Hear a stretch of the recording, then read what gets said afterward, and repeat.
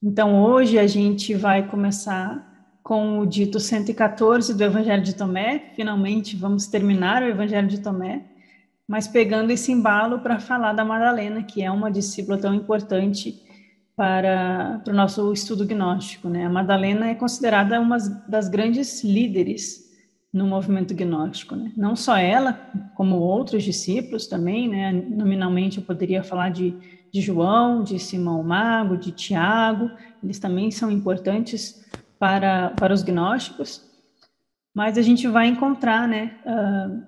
Seja a partir do Novo Testamento, as poucas passagens que se preserva sobre ela, e aí chama atenção, isso eu reforço mesmo, que o fato de terem sido preservadas passagens sobre ela, quer dizer que talvez fosse muito mais importante, né?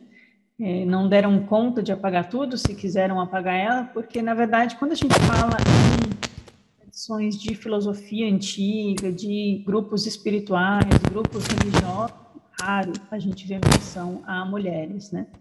E eu não estou falando isso porque eu sou mulher, mas porque realmente chama a atenção. Então, a gente vai ver que a Madalena foi uma discípula avançada de Jesus, uma iniciada por ele, que recebeu de boca a boca uma tradição oral, o beijo, o ósculo santo, o beijo que transmite os segredos, a transmissão do pneuma, a transmissão do espírito, e que ela tinha encontros privados com Jesus e depois trazia para os outros discípulos, e às vezes isso gerava um pouco de ciúmes entre eles. Então, hoje a gente vai ver como a Madalena, com todo esse contexto de uma grande iniciada que recebeu a transmissão oral de Jesus e participava do grupo esotérico interno de Jesus, ela, por ser mulher, naquela época teve a sua participação questionada por alguns discípulos e Jesus dá uma resposta interessante para ela, para Pedro, que aparece no Evangelho de Tomé, no último dito, para a gente concluir o Evangelho de Tomé falando de Madalena. Então, a gente terminou aqui nesse trecho, e eu trouxe hoje para vocês o dito 114, que tem 3 frases. Conseguem ler aí? Temos 3 frases aqui do dito 114. Se vocês... Eu não sei ler cópito, tá, gente? Eu só uso os glossários quando eu tenho dúvida. Mas se vocês prestarem atenção, aqui, essas 4 primeiras letras é PT, que é Pedro. E essas outras aqui é Simão. Esse símbolo é o O e o N é igual ao nosso N. Simão, Simão Pedro. Então, temos aqui o Pedro. O que vai aparecer no dito 114? Simão Pedro disse: Seja Maria afastada de nós, porque as mulheres não são dignas da vida. Respondeu Jesus: Eis que eu a trairei para que ela se torne homem, de modo que também ela venha a ser um espírito vivente, semelhante a vós homens, porque toda mulher que se fizer homem entrará no reino dos céus. E aí foi tipo, oh! Foi um trecho assim muito polêmico em toda a cristandade. Todo mundo, quando leu isso, falou: como assim? Fazer Madalena um homem? Né? Porque a resposta de Jesus, se a gente parar para analisar, não foi muito simpática também. Claro que o Simão, o Pedro aqui, ele tá personificando a mentalidade da época. Aquela mentalidade em que as mulheres não poderiam estudar cabala, elas não poderiam ensinar, elas não poderiam ter acesso aos mistérios, não poderiam ser alfabetizadas, muito menos participar de reuniões de ensinamentos, né, profundos de um grande mestre. Elas só serviam para... É a versão do Pedro de vai lá lavar a louça, né? Então, Jesus discorda, ele defende Madalena, mas ele também dá um comentário meio assim: não, mas eu vou tornar ela homem. Então, não é assim, não, ela é mulher e ela tem o valor dela como mulher, eu vou tornar ela homem. E foi isso que muitas vezes pegou em alguns dos textos que eu li. O que eu fiz para a gente estudar hoje? O que eu trouxe para vocês, eu já vou avisando que vão ser uns 4 slides que eu vou ler junto com vocês, que foram trechos que eu selecionei bem selecionados de alguns textos que eu li, e eu trouxe para vocês metade do que eu li, e eu li metade do que eu tenho em casa. Então, assim, não deu nem para terminar, é muita coisa mesmo que se fala sobre esse trecho em específico, né? Tanto o mundo religioso quanto o mundo teológico e acadêmico ficou de cabelo em pé com esse trecho, tentando explicar o que Jesus quis dizer nessa frase. Então, nas visões mais materialistas, mais da historiografia, aquele historiador cético que não tem uma visão nem teológica, nem esotérica, nem espiritual de Jesus e dessa tradição, e muito menos estudos gnósticos, eles vão sempre cair para a explicação sobre o machismo da época, que mesmo assim Jesus está dando uma colher de chá, porque os rabis naquela época sequer falavam com as mulheres, né? Então Jesus está sendo aí condescendente, está sendo progressista, né? E eu concordo, Jesus se destaca em relação à sua época, ele tem mulheres discípulas, ele permite a circulação de pessoas de outras nacionalidades entre eles, ele é aberto. Então, os historiadores tem essa visão de questionar a questão do machismo da época, que realmente existia, e aí vão, inclusive, colocar em debate que talvez esse último dito do Evangelho de Tomé tenha sido um acréscimo posterior. Por quê? Eles vão comentar que o Evangelho de Tomé, que vai surgir com todo aquele debate sobre a fonte o Evangelho que ele teria originalmente uma origem muito antiga, assim, lá pelo ano 50, ano 60, até mesmo antes que os sinóticos, mas essa cópia que chegou para a gente em copta e os fragmentos que chegam em grego já são redações posteriores, do século II, do século III, então do ano 100 e pouco, 200 e pouco, porque foram sendo copiados, era claramente um texto que circulou muito, então talvez tenha sido um acréscimo. Por quê?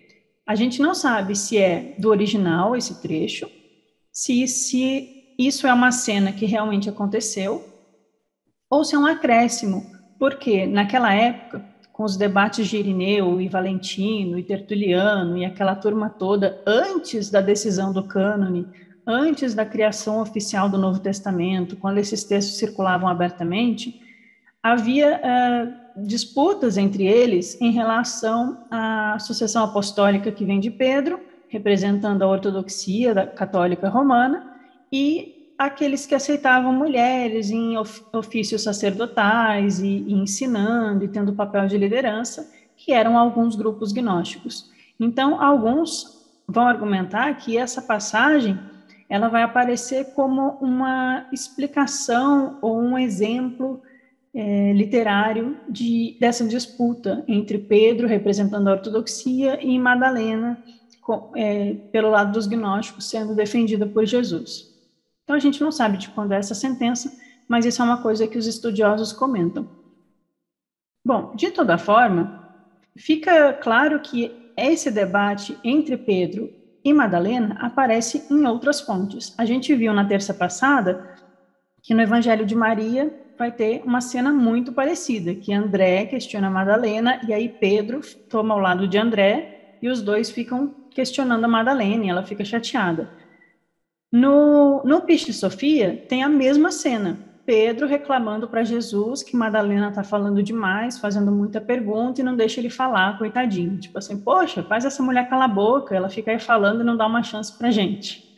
Bem choramingando, assim. E aí Jesus fala, tá bom, Pedro, tá bom, Madalena, para um pouquinho e deixa os seus coleguinhas falarem. É meio assim a cena em Piscis Sophia. Tá engraçado. Então, é uma cena que a gente vê em pelo menos 3 apócrifos diferentes. Pode ser que ela tenha um respaldo em uma tradição oral, em algo que realmente tenha acontecido e foi passando de boca a boca e ficou nessa descrição. É a conclusão que eu chego, pelo menos. Mas vamos adiante. Vamos tentar entender agora o que isso quer dizer. Eu trouxe para vocês, cada slide vai ser de uma fonte diferente, é só para a gente enriquecer esse debate. Então, eu peguei de algumas fontes acadêmicas, inclusive, para a gente ver tudo que tem sido dito sobre essa passagem e essa polêmica. Então, aqui é uma docente de História Antiga e Medieval da Faculdade de História da Universidade Federal do Pará, a Roberta Alexandrina da Silva, e ela escreveu esse artigo Das Comunidades a Roma, o feminino nas comunidades gnósticas e o processo de segregação sexual entre os proto-ortodoxos, né, a proto-ortodoxia do século I ao século IV.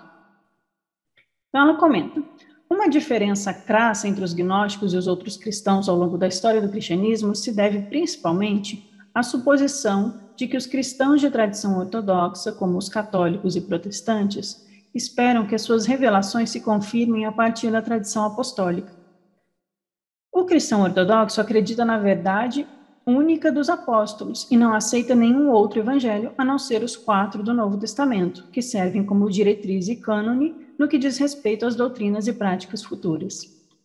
E isso é curioso sempre da gente comentar, porque o cânone foi definido só por volta do ano 300 e tanto, 400, que é quando eles vão fechando lá depois com o Concílio de Nicéia, e surgem as primeiras Bíblias oficiais, né, e os decretos e proibições dos outros textos.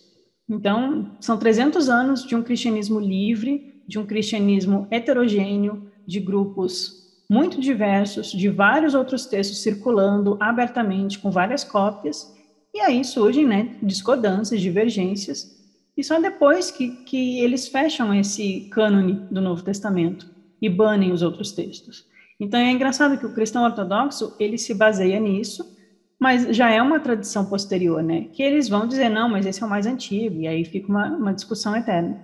E eles se apoiam unicamente na ideia de uma sucessão apostólica que vem de Pedro, que tem toda uma justificativa amarrada artificialmente para dizer que eles têm uma origem tradicional até Pedro, ininterrupta, né? Na verdade, tem várias falhas nisso, se a gente for estudar, mas não é o caso de entrar nisso aqui agora. É curioso que... Eu vou ler a próxima e eu vou fazer um comentário. Com isso, aqui onde está o mouse, não sei se vocês estão vendo. Uma das questões importantes sobre os gnósticos é que estes afirmam que recebem a gnosis, o conhecimento, de personagens externos aos 12 apóstolos, como Maria Madalena, Paulo e Tiago.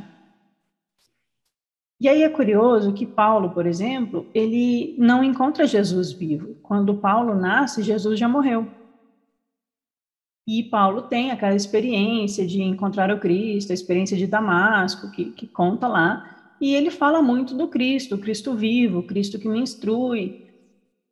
Então, para uma visão gnóstica, para uma visão de que a gnosis ela é sempre acessível e sempre tem os seus representantes na Terra, em todos os séculos, e que é uma linhagem espiritual e não uma sucessão física, para os gnósticos não é impossível que pessoas 100 anos depois de Jesus, 200 anos depois de Jesus, tenham acesso ao verdadeiro mestre, tenham acesso a Jesus, porque Jesus tem um corpo de luz, ele aparece para os discípulos após sua morte, o que não quer dizer que ele não possa continuar aparecendo, séculos depois, inclusive. Então, na visão dos gnósticos, essa possibilidade de acessar o mestre e de acessar o Cristo interno, que são duas coisas diferentes, mas que se complementam, ela é possível, e, portanto, o gnóstico ele não olha com muita estranheza se surge um texto inspirado como surgiu em Mani. Mani lá pelo ano 300. E Mani diz que seu mestre é Jesus, o paráclito da verdade. E os maniqueístas, os maniqueus, eles não vão questionar Mani em relação a isso, eles vão ver veracidade na sabedoria, na gnosis que ele apresenta. Então, para os gnósticos, não tem problema o texto não ser contemporâneo de Jesus. O importante é que ele esteja sendo respaldado pela tradição espiritual. O importante é que ele seja coerente com o que foi dito antes, com a tradição gnóstica, com o ensinamento gnóstico. Ele não pode contradizer o ensinamento que veio antes, mas se é um texto inspirado, não importa se ele é antigo ou mais recente.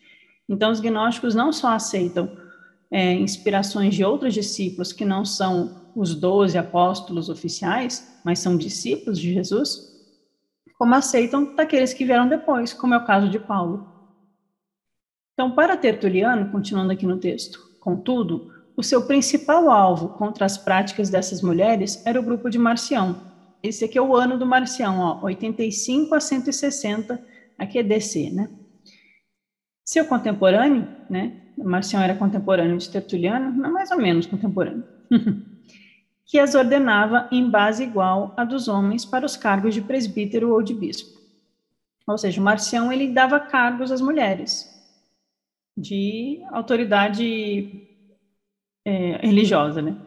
Marcelina, uma mestra gnóstica, viajou até Roma para representar os carpocráticos, como comenta o Irineu no Contra as Heresias, afirmando que tinha recebido ensinamentos secretos de Maria, de Salomé e de Marta.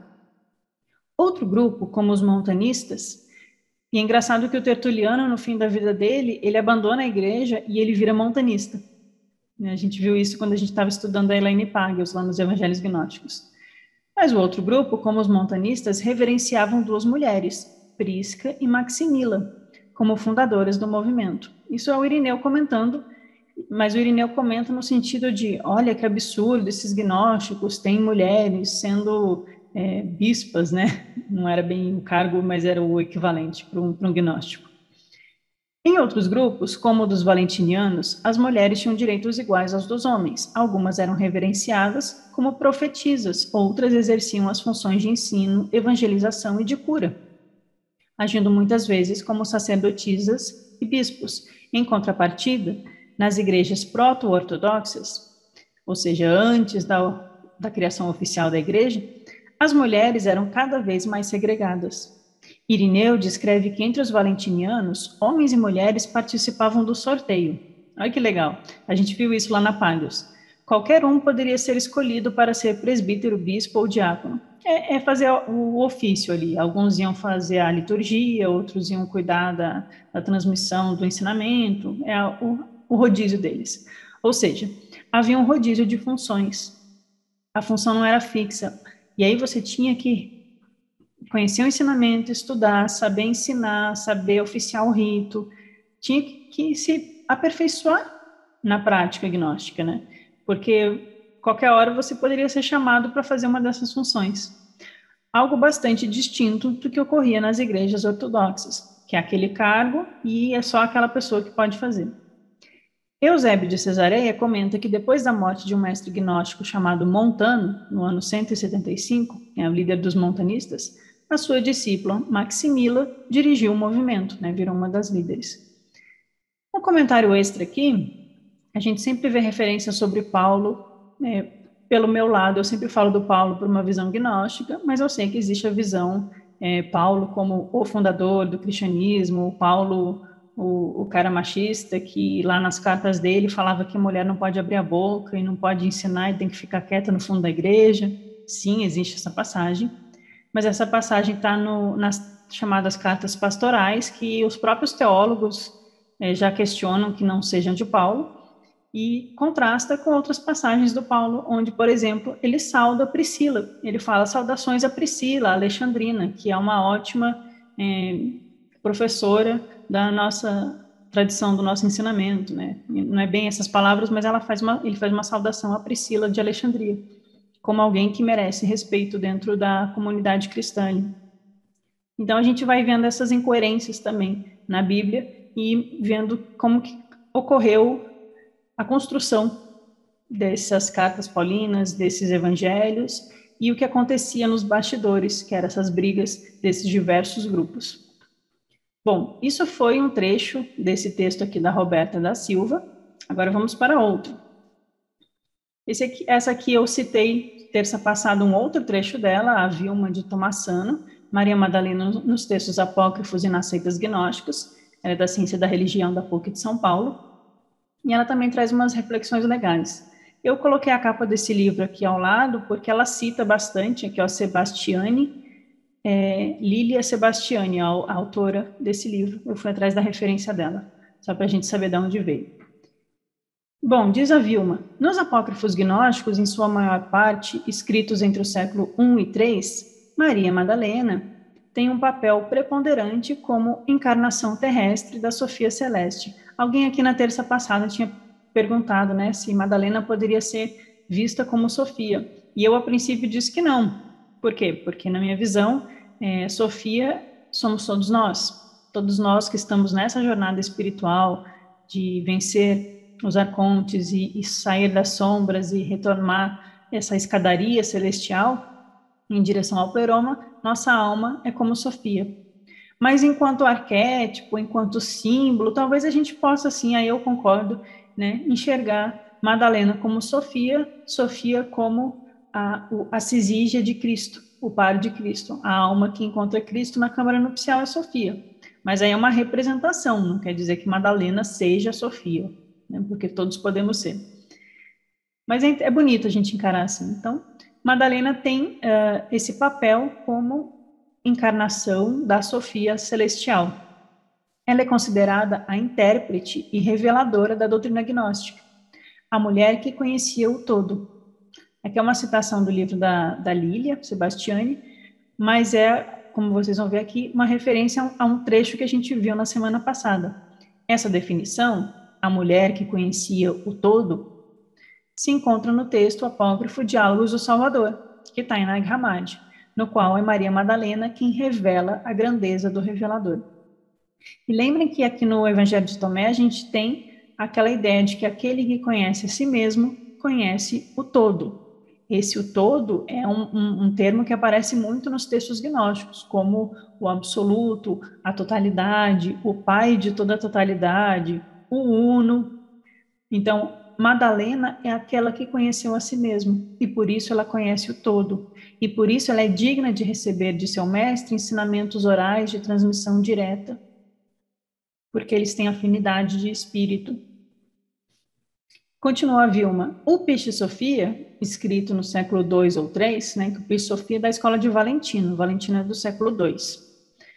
Baseado nos ensinamentos do Evangelho de Valentino, descreve a queda, o arrependimento, as iniciações e a reintegração da Sofia, da sabedoria, o princípio feminino que emanou da divindade. É o maior e mais elaborado dos textos gnósticos, o que mais faz referência a Maria Madalena. Aqui é uma citação do livro da Sebastiani. É um tratado de doutrina gnóstica estruturado como uma revelação em forma dialógica, diálogos, de Jesus ressuscitado com um corpo de luz a um grupo que abrange os 11 discípulos, 4 mulheres, na verdade tem mais até, aqui ela está citando 15, eu acho que tem 16, 17 ou 18. Tem bastantes personagens do Pisce Sofia, bem interessante. E cita Maria, mãe de Jesus, participando das conversas, Maria Madalena, fazendo a maior parte das perguntas, Marta e Salomé, entre as mulheres, e todos os outros homens discípulos conhecidos. A maioria das perguntas a Jesus são colocadas por Madalena. Pela profundeza espiritual das perguntas e das respostas, é louvada por Jesus, de uma forma muito mais solene do que qualquer outro interlocutor. Chega a até ficar repetitivo, é o tempo todo Jesus falando, muito bem, Madalena, você entendeu, muito bem dito, que pergunta ótima. É bastante assim lá no Pisce Sofia.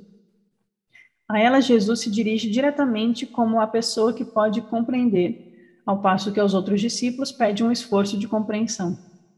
E por isso ela era a companheira de Jesus, porque ela estava próxima espiritualmente dele, né? Ela compreendia ele, ela compreendia a mensagem dele, ele tinha com quem trocar, ele tinha diálogo, ele se sentia que estava valendo a pena, né? Para um mestre deve ser difícil, né? Ele deve se sentir muito sozinho, eu fico imaginando. No Evangelho de Tomé, continua Vilma, Jesus diz que fará de Maria Madalena um homem. Então, vamos voltar aqui para o Evangelho de Tomé.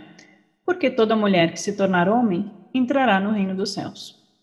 Esse texto reflete um dualismo radical na essência da fé gnóstica. O princípio feminino é a carne, renunciando a ela pode-se voltar para o mundo perfeito, ou seja, o espiritual, que consiste no masculino primordial. Quando Jesus diz que fará de Maria Madalena um homem, quer dizer que vai torná-la espiritual. É claro, e aí a gente vai entrar um pouco nessa conversa, é claro que a linguagem usada naquela época é uma linguagem que reflete o machismo daquela época. Porque é como aquela sociedade pensava. É como os homens daquela sociedade pensavam. As mulheres não tinham voz, não tinham vez, não tinham valor. Eram mulheres, escravos e animais, ali tudo meio sem valor. Só os homens, né, tinham ação ativa, poder de decisão, livre-arbítrio naquele mundo. Então, a linguagem que a gente vai ver na Bíblia e nos apócrifos vai refletir como as pessoas usavam os termos e a língua daquela época. Mas fica claro para a gente que na tradição gnóstica há esse ensinamento que chama de feminino a matéria enquanto seu aspecto cego. Então, Jesus vai falar dos nascidos de mulher em contraposição aos nascidos do Espírito. Ele vai falar dos filhos dos homens em contraposição aos filhos das mulheres, né? Ser filho da mulher é ser encarnado no mundo, é ser uma pessoa do mundo, um ilíaco, uma pessoa que tem um corpo físico e está encarnado, simplesmente. Que é diferente daquele que nasceu de novo, que se tornou criancinha para entrar no reino, que teve um nascimento espiritual e se tornou o quê? Filho do homem. Então, essa contraposição de mulher e homem vai ser nesse sentido simbólico para Jesus. Faz parte do ensinamento. Quer dizer que mulher é ruim e homem é bom? Não, é como a linguagem é usada naquela época. Porque a mulher, para os gnósticos, também vai representar o aspecto espiritual da Virgem de Luz, vai representar o útero universal, que dá origem a toda a vida. Ela vai ser a mãe de todos os vivos, né? A Eva, no mito gnóstico, a Eva espiritual vai ser chamada de mãe dos vivos, que é diferente da mulher carnal, como eu e todo mundo aqui, que é mãe dos mortos. Então, quando Jesus fala de mortos e de vivos, ou filhos de mulher e filho do homem, é esse contexto que separa o materialista, que ainda está obscurecido, esquecido, cego, dormindo, daquele que despertou e teve um renascimento espiritual. Esse vai ser o entendimento que a gente vai buscar.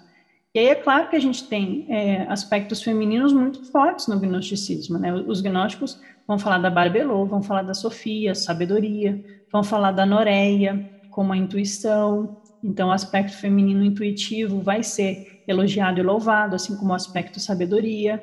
Vai falar da graça, do poder da glória, que vem da Barbelô. Então, tudo isso é muito feminino e muito positivo. Mas na linguagem técnica, porque é uma linguagem técnica, poderia ser outro termo aqui. Quando se fala em feminino, nesse sentido negativo, é no sentido materialista. Matéria morta, matéria que obscurece, matéria que apaga o sentido espiritual, como simplesmente o mundo de estarmos encarnados. E aí a Vilma vai trazer também esse contexto, né? Então, seguindo aqui no último parágrafo, a vida das mulheres no mundo greco-romano e palestinense no período entre 200 AC e 200 DC era uma vida apagada, né? As mulheres que fizeram parte dessas sociedades foram marcadas pela submissão na sociedade e na família. Então, elas viviam reclusas, não eram consideradas cidadãs, não podiam ser testemunha de nada, e daí que chama atenção que Madalena é a primeira testemunha, né? Não participavam dos assuntos da polis e nem da eclésia. Em suas famílias dependiam do pai, do marido e depois do filho mais velho. Nas celebrações religiosas, elas tinham a liberdade de participar da vida fora do oikos, na periferia, né? Isso na sociedade greco-romana. Então, a gente tem que entender que isso vem desse contexto. E que Jesus, portanto, quando junta 4, 5 mulheres para ouvir o mesmo ensinamento que os outros homens juntam ali com ele está quebrando uma regra social. Ele está fazendo diferente. E isso vai gerar alguns incômodos naqueles que tinham a mentalidade mais tradicional daquela época. Aqui vocês vão se surpreender. Eu trouxe um texto do Hermínio Miranda. Eu sei que ele vem do Espiritismo. Vão se surpreender porque eu nunca cito autores espíritas aqui, eu não estou dizendo que é ruim, tá? Ele escreveu esse livro sobre o Evangelho de Tomé, e eu li e achei que algumas passagens eram bastante boas, então trouxe para a gente aqui mais algumas reflexões. Eu sei que é muita coisa, mas depois eu vou vir com os slides com menos texto, tá bom? Então, vamos enriquecer um pouco o debate. Agora, do livro do Hermínio Miranda. Então, vimos 2 artigos acadêmicos de 2 mulheres, uma da história e uma da ciência da religião, agora um autor espírita. No Logion 114 do Evangelho de Tomé, evidencia-se decidida rejeição de Pedro em relação a Madalena. o que, aliás, se reitera no Evangelho de Maria, aquele trecho lá do André e o Levi, que defende ela e tal, que a gente viu terça passada. Segundo o texto, Pedro teria proposto a exclusão de Madalena do grupo apostólico, dado que as mulheres não são dignas da vida. Aparentemente, Jesus é levado a concordar com essa posição, dado que ele se declara disposto a guiar Maria para fazer dela homem, a fim de que ela também se torne um espírito vivo, semelhante a vocês, homens. Não é isso, porém, que a gente entende, né? Falta um pedaço aqui. Mais do que a mera expressão do vulgar machismo, há que se supor no texto um sentido oculto, transcendente, mesmo descontando-se o critério vigente à época que mantinha a mulher em posição subalterna, como se lê em certa insistência em Paulo, por exemplo. Lembra a Págios que Paulo diz na Epístola aos Gálatas que, em Cristo, não há homem nem mulher. Págios acrescenta que Paulo aprova aí o trabalho das mulheres e até saúda uma delas, que é a Priscila Alexandrina, destacada no seu apostolado e hierarquicamente superior a ele próprio no movimento. Então é interessante essa saudação.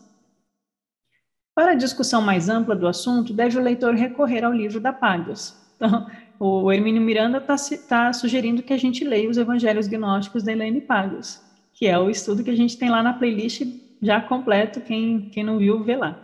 Então, é um livro realmente muito bom, todo mundo recomenda.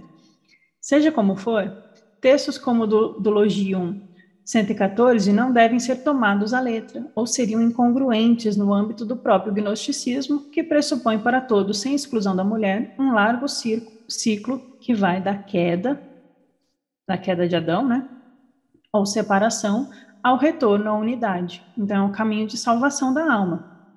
No meu entender, é preciso separar, no debate do assunto, a condição da mulher na sociedade antiga, que era inegavelmente secundária, do conceito filosófico-religioso do princípio feminino no ser humano, de vez que o problema da sexualidade em geral, tanto quanto da polarização, constituem aspectos relevantes no pensamento gnóstico.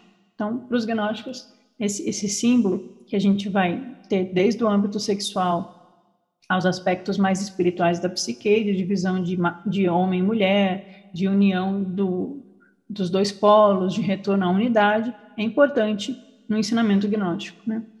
Seja como for, os gnósticos consideravam necessário tornar-se filho do homem para alcançar o estado de pureza e sabedoria que caracteriza a reunificação com Deus. E aí o Hermínio Miranda vai citar um outro trecho que a gente já viu. O Logion 106 do Evangelho de Tomé é taxativo nesse ponto, ao ensinar: quando fizerdes de dois um, vocês se tornarão filhos do homem. Ora, para tornar-se filho do homem, há que se cumprir uma preliminar, que por caracterizar-se como um truísmo evidente por si mesmo, não deixa de ser necessário lembrá-la, isto é, de que a criatura precisa tornar-se homem, ou seja, assumir características que eram tidas como próprias do homem, em contraposição às da mulher. Isso falando em termos do mito. O que é a mulher no mito, o que é o homem no mito. Ou seja, não é que a Madalena tem que virar homem, não é que ela tem que mudar de gênero. Todos ali precisam tornar-se homem. Pedro precisa tornar-se homem, André precisa tornar-se homem, João, todos, não é só Madalena. É uma forma que eles comunicam esse ensinamento.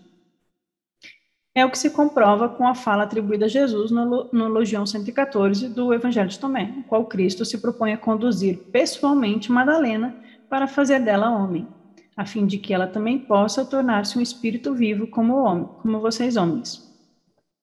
E reitera o ensinamento de que toda mulher que se fizer homem entrará no reino do céu. É evidente, portanto, que os termos homem e mulher não estão sendo usados no contexto do seu sentido habitual, mas em conexão com um importante conceito inteligível para os ouvintes contemporâneos e, posteriormente, para os leitores, mas não muito claro para nós. Por quê? Porque eles estavam com o ensinamento de fundo, eles estavam com o contexto do ensinamento. Eles sabiam o que é um filho do homem. Então, quando Jesus fala tornar homem, eles não estão pensando no órgão genital deles, ou com o gênero que eles nasceram, né? Se é homem ou se é mulher. Eles estão pensando em o que isso significa espiritualmente. Terminando o trecho do Hermínio Miranda. É um tanto chocante a entrada desse Logion pela expressa hostilidade de Pedro em relação a Maria. De fato, a mentalidade da época considerava a mulher um ser inferior. Eram muitos os que chegavam a pensar que a mulher não era dotada de alma, de vez que a narrativa do Gênesis a caracterizava de tão irrelevante que Deus se esquece de a criar e só percebe que era uma única espécie de mal necessário quando notou que Adão precisava de uma companheira. O mito é meio infantil, né? Adão estava lá sozinho e aí Deus criou uma companheira e tirou da costela e tal. Se a gente entende isso como se fosse algo que aconteceu no tempo, na história, literalmente, fica meio esquisito mesmo. Mas não é o caso. Numa improvisação de última hora, Deus resolveu retirar um pouco do material que fora feito Adão, um pedaço de costela, para elaborar o corpo de Eva. É claro que isso tem um simbolismo por trás, né?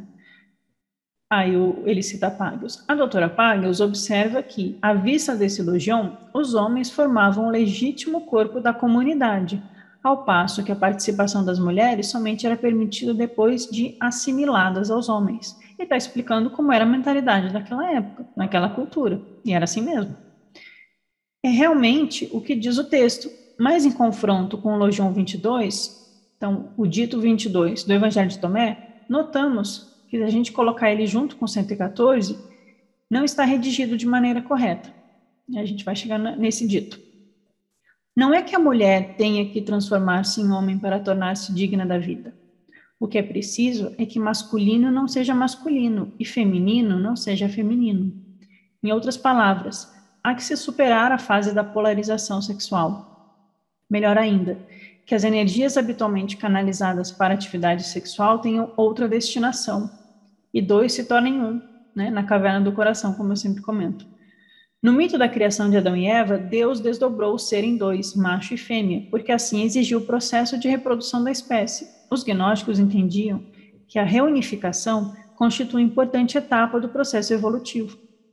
Não para fazer da mulher um homem e deste uma mulher, mas promovendo em ambos um equilíbrio das forças, um retorno à unidade perdida, uma volta à harmonia, o tal yin yang em pleno equilíbrio. Quem não é macho e fêmea, homem e mulher?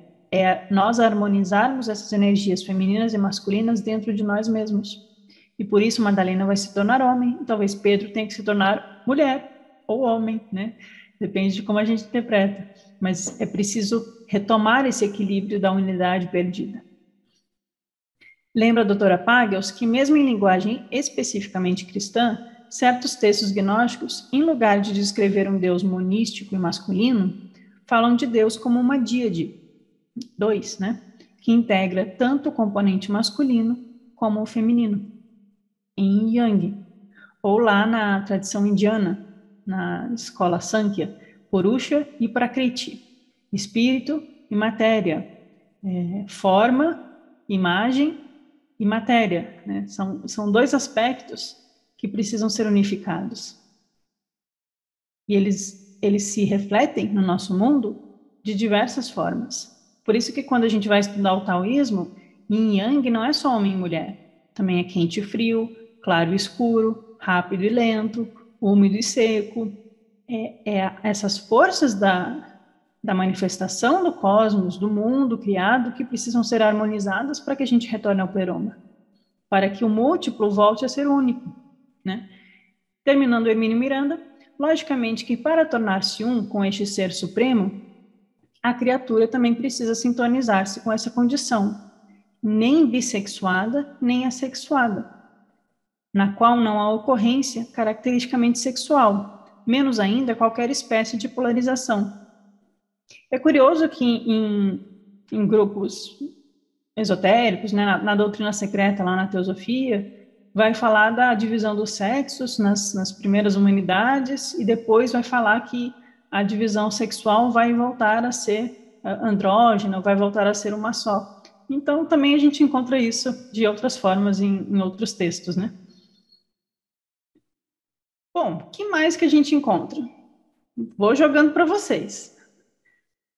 Aqui é um autor acadêmico, o Johannes van Oort e o Einar Thomassen. São dois que escreveram um livro juntos. O livro é o Evangelho de Tomé e Platão. Platão também vai falar da divisão, quando os seres humanos foram divididos em dois, e aí daí que a gente vai procurar nossa alma gêmea, que não tem nada a ver com essa visão romantizada, né, que chegou para nós. Mas é esse retorno, né?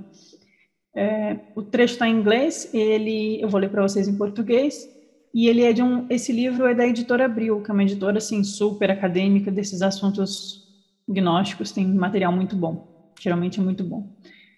Então, só botando lenha aqui na discussão. No Evangelho de Tomé, no dito 114, Jesus diz aos seus discípulos homens que ele vai fazer de Madalena como eles são, homens, significando que ela vai se tornar, aí aqui a gente muda um pouco a interpretação, um espírito vivo. Então, um pneuma, lembram dos pneumáticos lá nos gnósticos? Vivo, aí aqui está em cópita. Como eu comentei em outro lugar, está dizendo o Einar Thomas, é provável que a noção de Tomé, do Evangelho de Tomé, de um espírito vivo, seja inspirada pela criação da narrativa do Gênesis 2 e, portanto, significa se tornar um espírito vivo é atingir a condição de Adão, do Adão original, pois ele também se tornou um espírito vivo. Lá no Gênesis é dito que Adão, então, teve o sopro de Deus, né? Recebeu o sopro do espírito e aí ele se tornou um espírito vivo.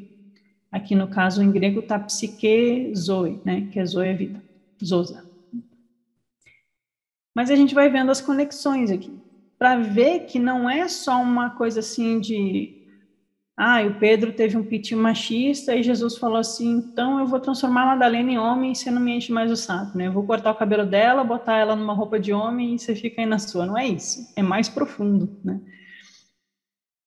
Aqui é um trecho do Yves Leloup, desse livrinho aqui, que ele comenta o Evangelho de Tomé. Quando eu trago trechos aqui dele, geralmente desse livro, e aí é o último, né? O último comentário. Ele diz: ambos evangelhos, o de Maria e o de Tomé, mostram a dificuldade de Pedro em aceitar o lugar das mulheres, o que demonstra a dificuldade de Pedro de compreender o lugar justo do despertar da gnosis. Ele está dizendo assim: olha, o Pedro não entende muito o lugar das mulheres dentro de um grupo de discípulos gnósticos, mostra a limitação de Pedro no atingimento da própria gnosis, né? Levi convida os discípulos a tomar o caminho para o homem perfeito. Lá no finalzinho do Evangelho de Maria que a gente leu, né, eles têm aquela discussão e aí Levi fala, não tratem ela assim, o Salvador achou que ela é merecedora, quem é você para questionar? E aí o Levi termina dizendo, vamos então tomar o caminho para o homem perfeito. Olha o termo aqui. Ou o ser humano plenamente realizado, na visão do Leloup, sendo que andros significa homem. Não importa que o gênero, mas que se permita ser guiado e inspirado pelo sopro do vivo, daquele Deus uno vivo, né? Que nos leva à plenitude e completa a integração de masculino e feminino. Para os gnósticos, o termo andrógeno significa o sentido espiritual de integração de nossas polaridades e cessação da dualidade, e eu acrescento, cessação da dualidade dentro de nós, integração das nossas polaridades internas, que não necessita de uma outra pessoa externa, é um processo interior da minha alma com o espírito. A totalidade de quem realmente somos, completo o James Leloup. Então, como vocês vão ver, eu sei que eu trouxe muitos autores e muitos trechos, mas é uma discussão que vai se desenvolvendo, tanto em meios espíritas, espiritualistas, acadêmicos, e ateus, céticos e assim por diante, mas eles vão tentando entender que há um significado mais profundo do que o aparente só o machismo ali daquela frase. Então, para apimentar um pouco aqui o sentido do ensinamento espiritual, eu trouxe algumas passagens do Evangelho de Filipe. A gente estava no de Tomé discutindo sobre Madalena se tornar homem. Então, para ilustrar, eu trouxe o de Filipe de novo. Lembram que terça passada, aquele trecho que Jesus beijava Madalena e que Madalena é a companheira, a koinonos de Jesus, são trechos que aparecem no Evangelho de Filipe. Então, nada melhor do que a gente voltar um pouco para ele, para entender o que é isso de se tornar homem. como que o Evangelho de Filipe vai falar sobre esse homem e o que isso tem a ver com Madalena. Então, são trechos aqui isolados, né? O númerozinho é o número do parágrafo que aparece no Evangelho. Mas vamos ver. No dito 28 do Evangelho de Filipe. O de Filipe, ele está em Nag Hammadi, tá? É um daqueles da grande descoberta. O homem celestial tem muito mais filhos do que o homem terreno. Aqui é a contraposição. Se os filhos de Adão são muitos, apesar de morrerem, quanto mais os filhos do homem perfeito que não morrem e são continuamente gerados. Então, a passagem é um pouco, né, difícil. Mas temos aqui os filhos de Adão, que morrem, e tem os filhos do homem perfeito, que não morrem e são continuamente gerados. Aqui é o nascer de novo. No dito 30, todos os que nascem no mundo são gerados de maneira natural. Então, são filhos de mulheres. Enquanto os outros são gerados de maneira espiritual. A iniciação espiritual de alguém que despertou a sabedoria é um processo iniciático de renascimento. Então, ele está fazendo as duas coisas aqui. Aqueles que foram gerados em seu coração e esperam a plena realização do humano, nutrem-se da promessa do objetivo elevado.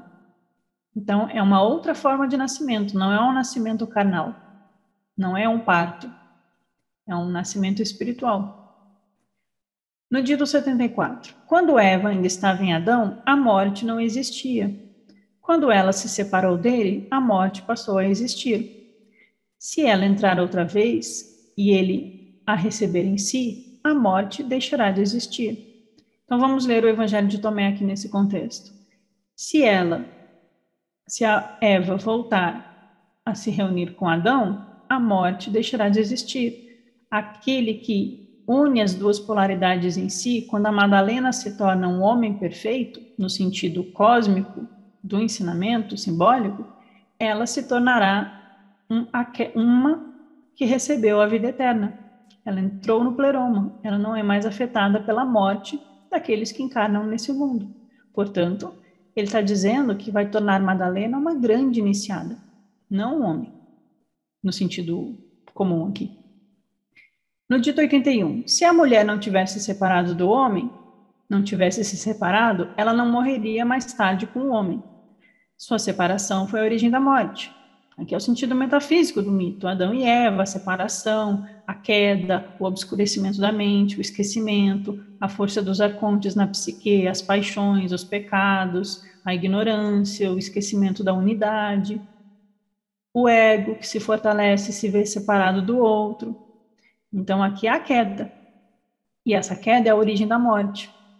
Por isso, o Cristo veio, para reparar a separação que houve no princípio e unir os dois outra vez, e para dar vida àqueles que morreram devido à separação, unindo-os de novo.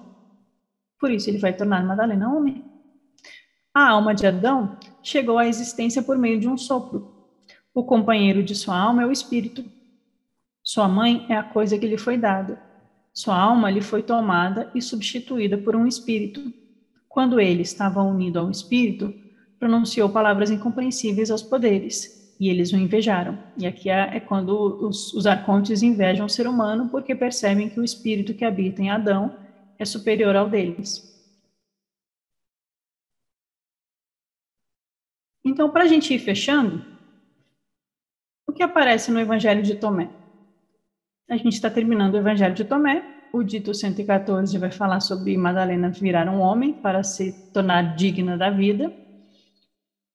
E aí eu peguei alguns trechos que a gente já passou, eu não vou comentar eles de novo, mas só para a gente relembrar, que se encaixam bem com esse último dito, e talvez expliquem um pouco para a gente.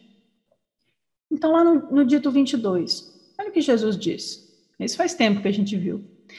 Se fizerdes 2, 1, e fizerdes o interior como o exterior, e o exterior como o interior, se fizerdes o de cima como o de baixo, e o masculino e o feminino, de maneira que o masculino não seja mais masculino e o feminino não seja mais feminino, quando teus olhos forem um só e tua mão estiver no lugar da outra e teus pés em outro pé, e uma imagem por cima de outra imagem, então entrareis no reino. Vejam que aqui ele fala de masculino não ser masculino e feminino não ser feminino, mas voltar à unidade plena, onde não há diferenciação, onde não há distinção, onde não há separatividade. No 24, há luz dentro do homem de luz, e ele ilumina o mundo inteiro. Então aqui a gente tem dois temas. Tem a sensação da dualidade, a questão do masculino e feminino que volta um ao outro, e tem a ideia do homem de luz, o homem que ilumina o mundo inteiro. No 49 do Evangelho de Tomé, tudo aqui nesse slide é o Evangelho de Tomé. Disse Jesus: felizes sois vós, os solitários, os mônacos, aqueles que estão inteiros, que não são mais separados, e os eleitos, porque achareis o reino, sendo que vós saístes dele, e a ele voltareis.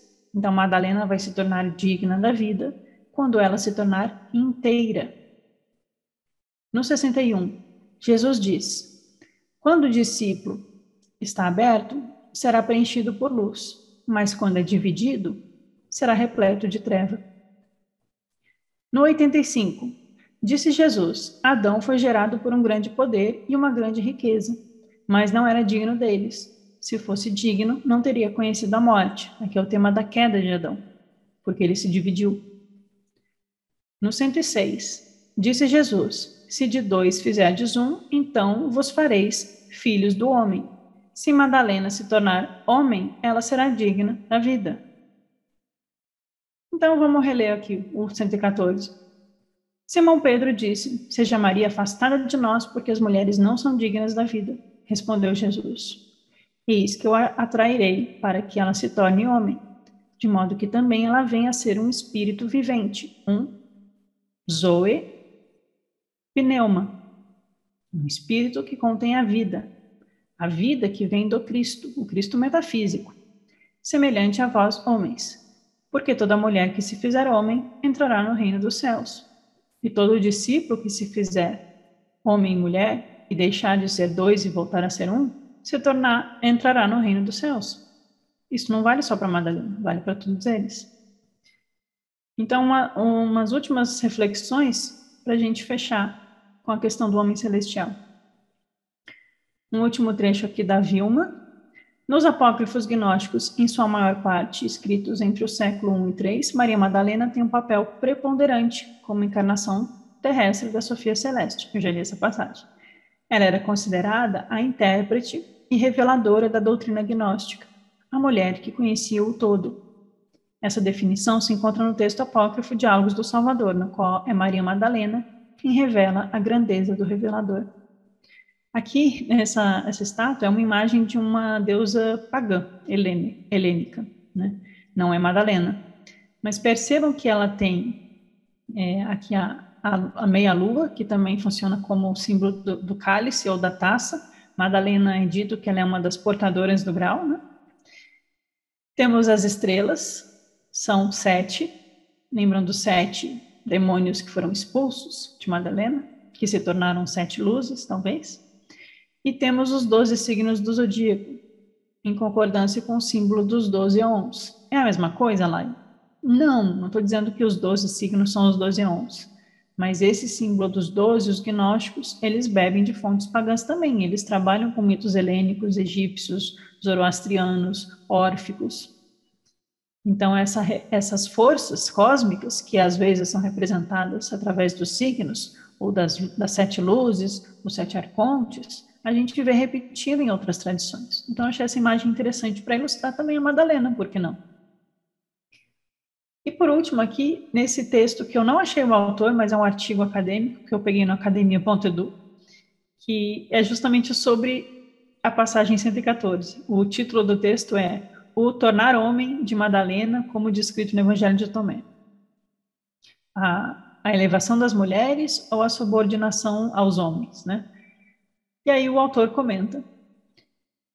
Segundamente, o tornar homem, a frase sobre tornar homem pode ser interpretada sobre o espectro do mito platônico do ser andrógeno, isso está lá no banquete, que é refletido na narração de criação do Gênesis. Então, a gente tem tanto no platonismo quanto no Gênesis essa questão do ser andrógeno que foi dividido, né?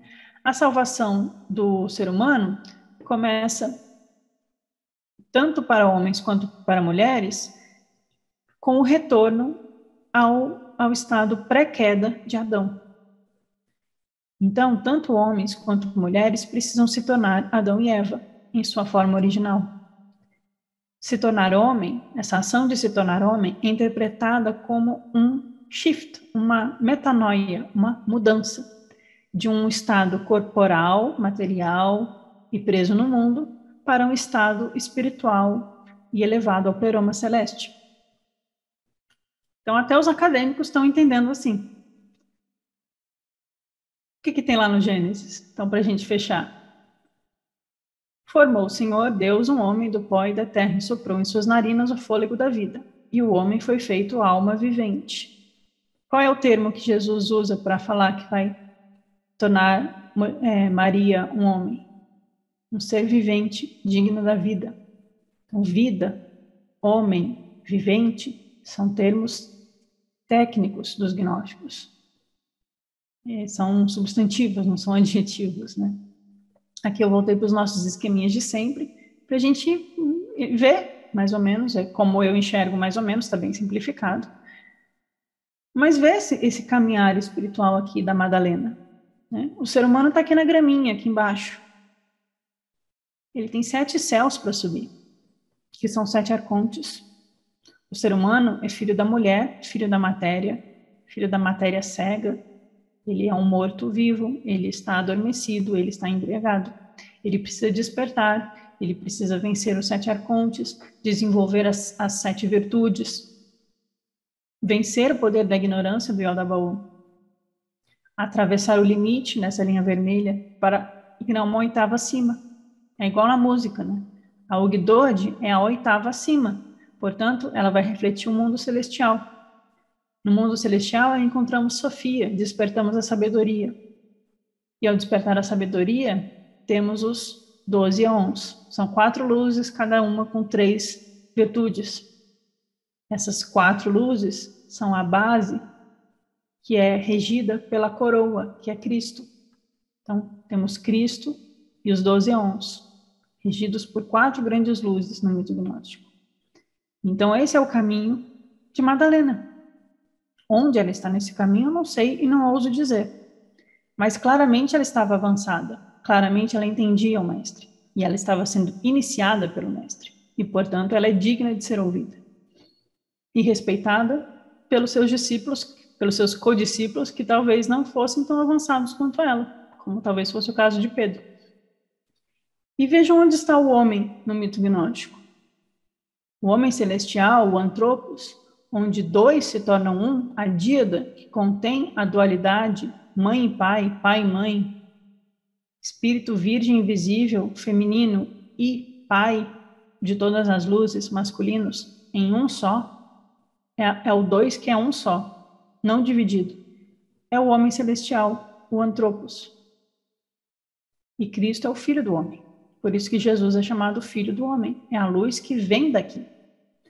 Então, quando Jesus diz, calma aí, Pedro, fica na tua, eu vou tornar Madalena homem, ele está dizendo, vou trocar o termo, eu vou levar Madalena à iluminação.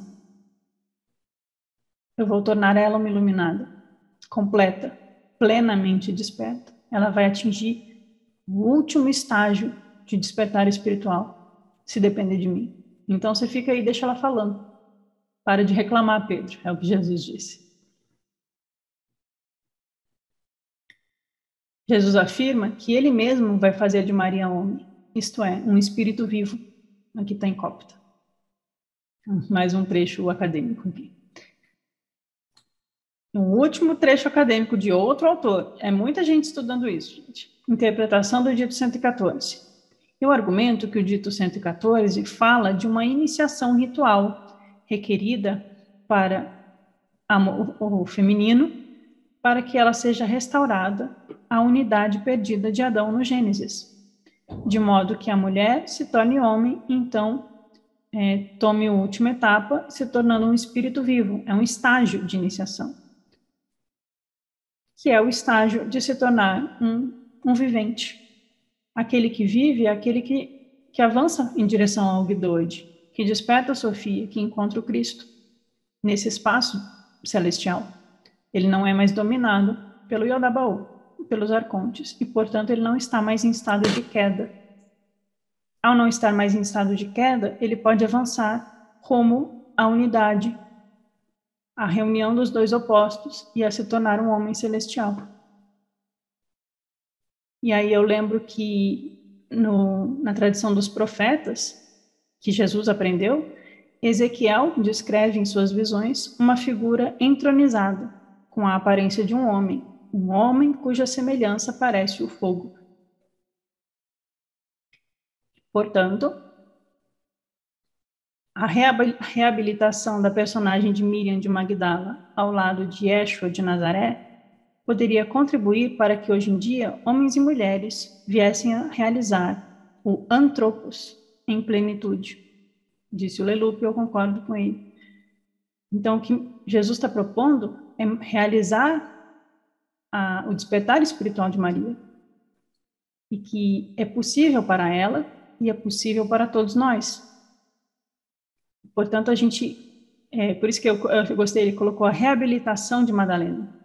Ela tem que ser devolvida ao seu estado de respeito que ela merece.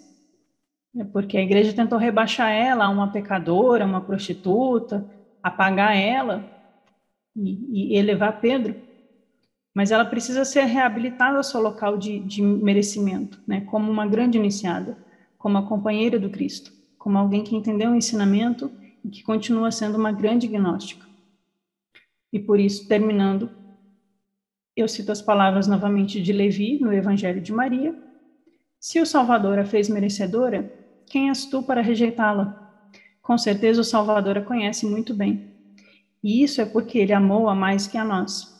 Melhor seria se nos envergonharmos, assumirmos o homem perfeito e conquistá-lo para nós mesmos, como ele nos recomendou, e pregar o Evangelho. Percebem que no Evangelho de Maria tem uma discussão de Pedro com Madalena e Levi fala: olha, vamos ter vergonha na cara e vamos assumir o homem perfeito e conquistar. E esse trecho está dialogando com o trecho do Evangelho de Tomé, que Jesus fala: eu vou torná-la homem perfeito. Eu vou elevá-la ao estado de antropos. E o antropos, ele é andrógeno, ele é masculino e feminino, ele é pai e mãe. Ele não é nem homem, nem mulher, como a gente pensa em homem e mulher. É muito mais do que isso. Então, é assim que eu gostaria que a gente enxergasse Madalena, à luz desse trecho. É como eu penso que ela é interpretada. E vamos parando por aqui, temos 15 minutos para conversar. Não vi os comentários de vocês. O que vocês acham? Faz sentido? Essa restituição de Madalena a um estado de elevação espiritual, como o Adão antes da queda? O Adão que não é nem macho nem fêmea, no nosso sentido mundano, de divisão de sexos, mas ele contém em si as duas potências perfeitamente celestiais, as duas qualidades. A gente vê essa união em outras tradições, na Índia, no budismo, e são sempre a união de dois polos, no sentido de que é masculino e feminino, ok, mas também no budismo, por exemplo, é sabedoria e é compaixão, é prajna e é bodhicitta, unidos numa única potência. Isso é um Buda iluminado. O que é um Buda iluminado? É um homem perfeito. A gente pode fazer esse diálogo entre as tradições, né? Perceber que essa união ela tem que se dar no interior da nossa caverna, na nossa alma, é o nosso processo espiritual. Então, Madalena, ela vai se tornar um homem perfeito. Ela vai deixar de importar se ela nasceu com gênero feminino ou masculino, porque isso é só o nosso envoltório físico. A qualidade da alma dela não é nem de homem nem de mulher. É a qualidade espiritual daquele que se tornou um novamente e atingiu a mais elevada sabedoria, a mais elevada gnosis. Ela compreende o todo. Essa é a Madalena. Uma coisa que eu esqueci de comentar é que, às vezes, na tentativa de elogiar a Madalena, coloca-se ela como uma agnóstica, mas e aí não é elogiado a gnosis que ela despertou, não é elogiada a sabedoria dela, não é elogiada a profundidade da alma dela, é elogiada, e aí eu acho que é um elogio errôneo, o elogio é, olha, ela é esposa de Jesus, olha, ela teve filhos com Jesus, que eu acho que não.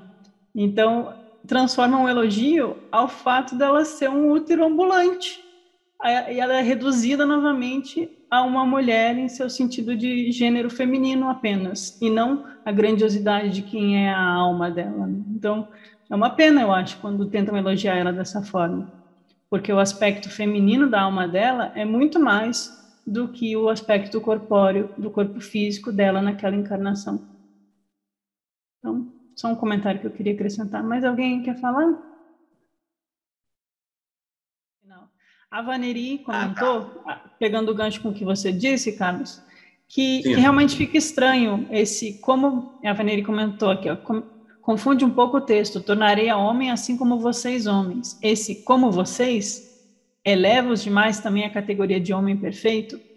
Eu acho que não. Eu até tenho uns outros textos que eu li que eu não trouxe aqui para vocês, senão eu estourar o tempo de vocês, mas que a autora, que é uma historiadora, ela justamente faz esse jogo. Olha, Jesus, ele está usando... Pedro, ele é a representação do cara incomodado, misógino ali, né? E Jesus, ele tenta defender Madalena, mas ele é um pouco condescendente, ele é um pouco tolerante, ele usa a linguagem da época dele, porque não adianta ele bater de frente com o Pedro. Então ele fala assim, Pedro, pode deixar, eu vou transformar ela em homem também.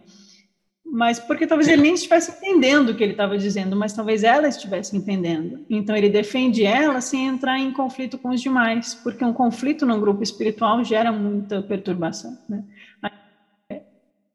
Semana que vem a gente terminou o Evangelho de Tomé e todo mundo estudou o Evangelho de Tomé por inteiro com a gente. Que tenha sido proveitoso. Semana que vem eu vou trazer, como eu prometi, o Evangelho de Maria Madalena, que é curtinho. Então, semana que vem a gente faz um fechamento com ela e aí partimos para os próximos de Nag Hammadi. E aí eu espero contar com vocês aqui para a gente continuar estudando juntos. E boa noite a todos, muito obrigada.